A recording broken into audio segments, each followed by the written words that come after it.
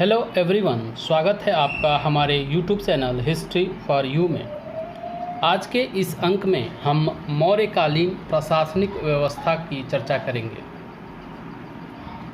मौर्य शासकों ने अपने साम्राज्य की स्थापना करने के साथ साथ अपने प्रशासन की भी समुचित व्यवस्था की थी, जिसका प्रमुख उद्देश्य राज्य को स्थायित्व और शक्तिशाली बनाना था।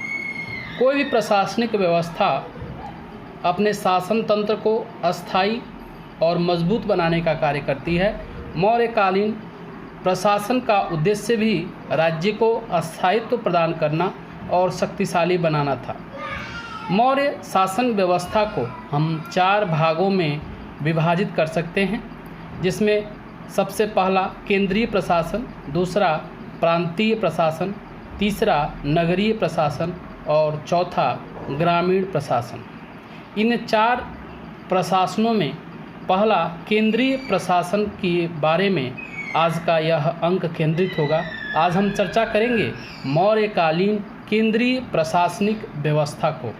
मौर्यकालीन प्रशासनिक व्यवस्था और मौर्यकालीन अर्थव्यवस्था, सामाजिक और धार्मिक स्थिति की जानकारी कौटिल्य के अर्थशास्त्र, अशोक के शिलालेख और मेगास्थनीज की पुस्तक इंडिका से होती है।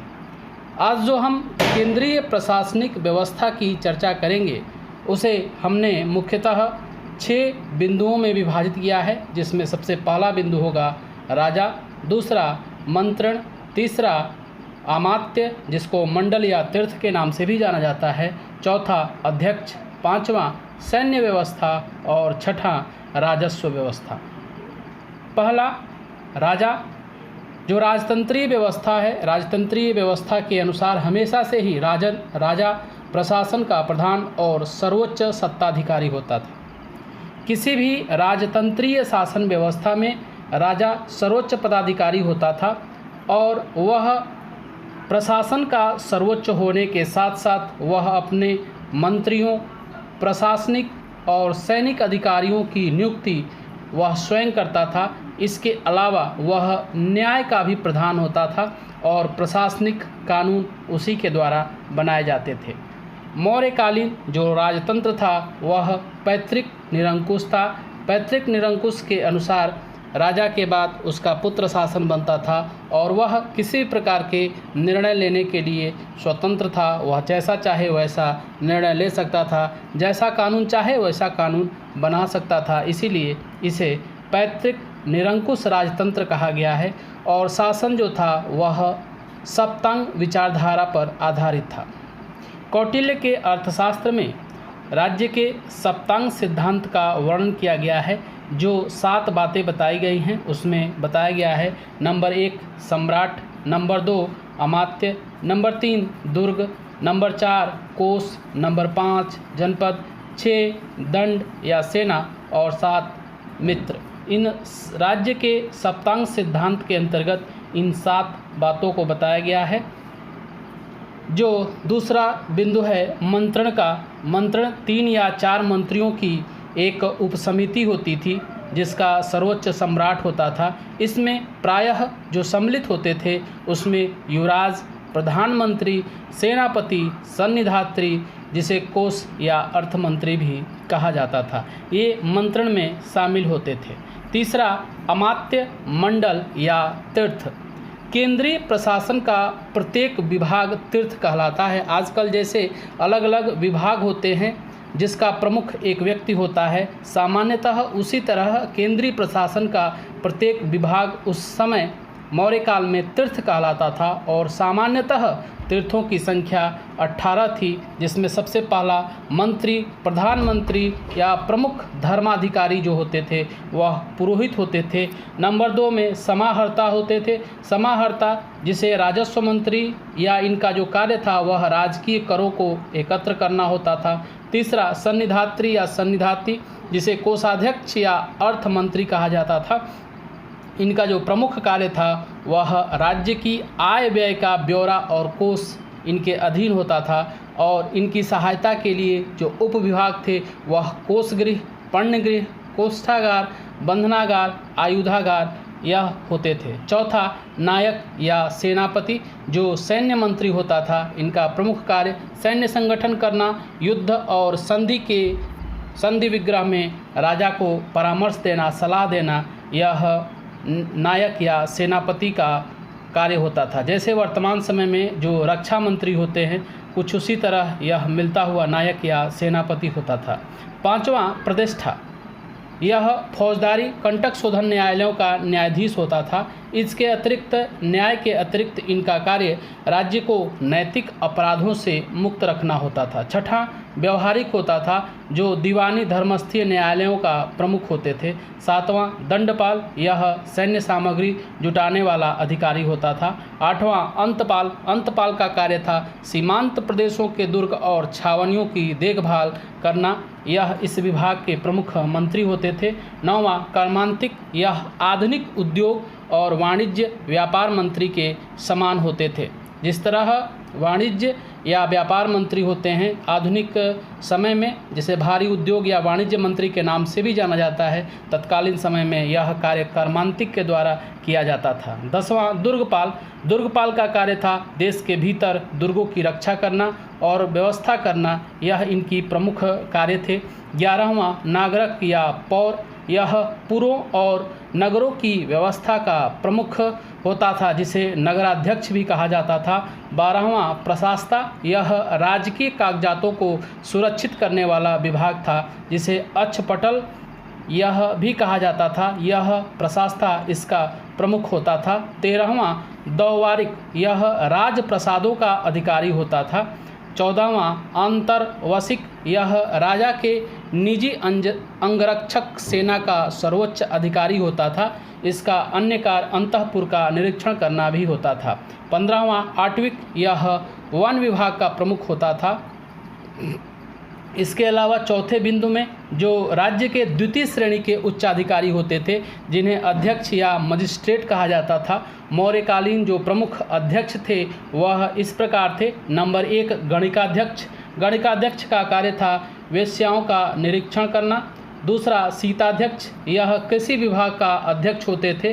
तीसरा, गोध्यक्ष, यह पशुओं का नस्ल सुधार, पशुओं का संवर्धन या पशुपालन विभाग का अध्यक्ष होते थे। नंबर 4, विविताध्यक्ष, यह पशुओं की सुरक्षा, प्रबंध और चोरों तथा हिंसक प्राणियों से पशुओं की सुरक्षा करने वाले अध्यक्ष विविताध्यक्ष होते थे। 5वां, सूत्राध्यक्ष, यह व्यवसायों के विभाग का अध्यक्ष होते थे। नंबर 6, सुनाध्यक्ष, यह सुनाध्यक्ष का प्रमुख कार्य था अवध्य पशुओं की रक्षा करना। अवध्य मतलब जिन पशुओं का वध न किया जाने वाला हो उनकी रक्षा करना, तथा वध्य जिन पशुओं को मारना होता था, पशुओं के मरवाने का अध्यक्ष यह सुनाध्यक्ष के अंतर्गत आता था। 7वां, अश्वाध्यक्ष, यह घोड़ों के विभाग का अध्यक्ष होते थे। इनका कार्य घोड़ों का देखरेख और उनकी व्यवस्था करना होता था। 8वां, हस्त्याध्यक्ष, यह हाथियों के विभाग का अध्यक्ष होते थे। नंबर 9, पण्याध्यक्ष, यह वाणिज्य विभाग का अध्यक्ष होते थे। नंबर 10, पौतवाध्यक्ष, यह वाट माप या माप तौल के विभाग का अध्यक्ष होते थे।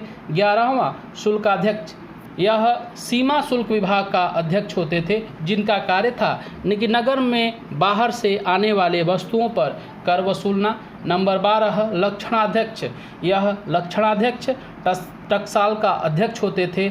इनका प्रमुख कार्य मुद्रा नीति पर नियंत्रण स्थापित करना था। नंबर 13, नवाध्यक्ष, यह जहाजरानी विभाग का अध्यक्ष होते थे।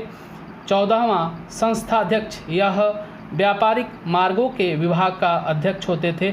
नंबर 15, बंधनागार अध्यक्ष, यह कारागार विभाग का अध्यक्ष होते थे। नंबर 16, अकराध्यक्ष, यह खान विभाग का अध्यक्ष होते थे। नंबर 5, सैन्य व्यवस्था। मौर्य साम्राज्य में सैन्य व्यवस्था पर विशेष ध्यान दिया जाता है। हम जानते हैं कि किसी भी साम्राज्य का सुरक्षित या असुरक्षित रहना उसके सैन्य विभाग पर निर्भर करता है। जिस किसी राज्य में सेना शक्तिशाली होती है वह राज्य शक्तिशाली होता है, क्योंकि बिना सेना के वह हमेशा उस पर युद्ध का खतरा मंडराते रहता है। प्लिनी के अनुसार चंद्रगुप्त मौर्य की सेना में 6 लाख पदाती, 30,000 घुड़सवार, 9000 हाथी और 8000 रथ से, जो यह बताते हैं कि मौर्य साम्राज्य में सेना कितनी शक्तिशाली थी। मेगास्थनीज के अनुसार सैनिकों की देखभाल के लिए एक 30 सदस्यीय समिति थी जो 6 उप समितियों में विभाजित थी और प्रत्येक समिति में 5 सदस्य होते थे। पहली समिति नौसेना, दूसरी सेना यातायात, तीसरी रसद और युद्ध सामग्री पहुंचाने वाली टुकड़ी थी, चौथी पैदल सैनिक, पांचवीं अश्वारोही और छठी हाथी का प्रबंध देखती थी। नंबर 6, राज्य व्यवस्था। प्रशासन और के खर्च के लिए मौर्य साम्राज्य ने आय के सभी उपलब्ध साधनों का उपयोग किया। किसी भी साम्राज्य का संपन्नता, आर्थिक स्थिति मजबूत होने पर ही वह अधिक शक्तिशाली और समृद्ध होता है और कोई भी राजा अपने आय की प्राप्ति के लिए भिन्न भिन्न वस्तुओं पर कर लगाता है। मौर्य साम्राज्य में भी दुर्ग, राष्ट्र, खनि, सेतु, वन, वज्र और वणिक, यह पथकर, यह राज्य की आय के प्रमुख स्रोत थे। इनसे राज्य को आय की प्राप्ति होती थी। नई बस्तियों को सीता कहा गया और इसका प्रबंध सीताध्यक्ष को सौंपा गया। यह जो भूमि होती थी वह राजकीय होती थी।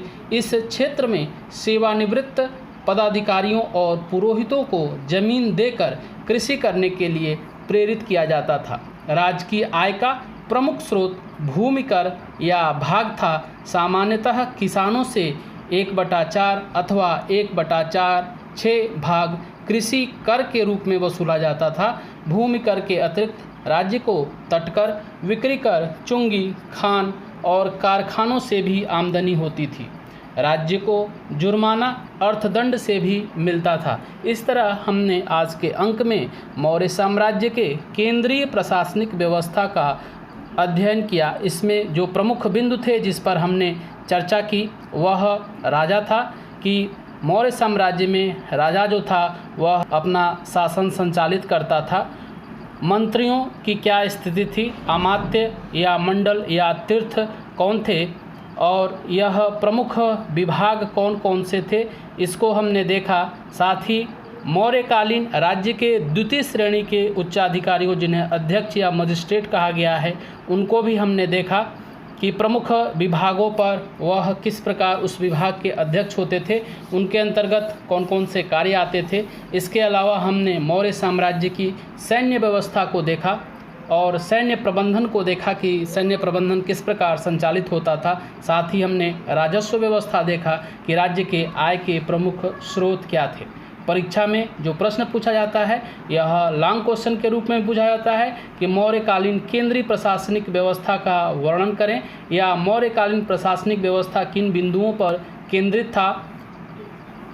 साथ ही इसके मौर्य काल में राजा का शासन या मौर्य काल में जो राजतंत्र प्रचलित था, पैतृक निरंकुश राजतंत्र, उसकी विशेषताएं क्या थी, यह भी प्रश्न परीक्षा में पूछा गया है। साथ ही मौर्य काल में केंद्रीय प्रशासन का जो तीर्थ होता था, सामान्य तीर्थ कौन थे और उनके अंतर्गत क्या क्या कार्य आते थे, यह प्रश्न भी परीक्षा में पूछा गया है। साथ ही मौर्यकालीन प्रमुख अध्यक्ष कौन थे, उनका प्रमुख कार्य क्या था और मौर्यकालीन सैन्य व्यवस्था और मौर्यकालीन राजस्व व्यवस्था, अलग अलग प्रश्न परीक्षा में पूछे गए हैं। तो आज के अंक के लिए इतना ही। मिलते हैं एक दूसरे अंक के साथ एक अलग विषय वस्तु पर चर्चा करने के लिए।